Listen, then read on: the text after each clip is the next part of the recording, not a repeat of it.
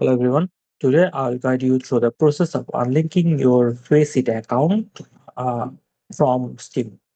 Right? So unfortunately, there isn't a direct way to remove your FACEIT account once you have connected with your Steam account. All right. So, however, I'll walk you through what you can do if you want to make changes to your linked accounts. So, as FACEIT doesn't allow unlinking, it will be rejected. You'll have to delete your FACEIT account if you want to disconnect it. The process involves closing your current account and then creating a new one, right? So you've already created a new account or once that is connected, you need to submit a request from in this link here. support.faceit.com hc/n.us/request/new. All right, then enter your email address and then select account and game management. I'll let my account and my account and then deactivate my account. All right, this is the process you want to go to.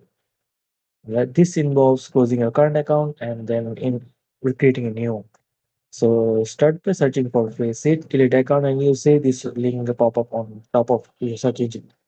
Once you're on the page, you will be directed to a form, this one here, and then fill out the rest of the form, like your email of the account, the game you want, the region, game ID, subject, and describe that you no longer want to keep this account active. Make sure you fill out all the required fields and properly. All right. So after filling out the form here, and then click submit, and you can attach any other information like you want to switch Steam or something like that here, and then simply select submit.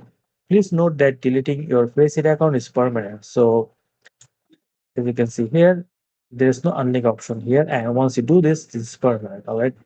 And also, FaceIt officially said that there is no way to remove Steam IDs from FaceIt accounts, but you can submit a ticket which can help you recover your old one.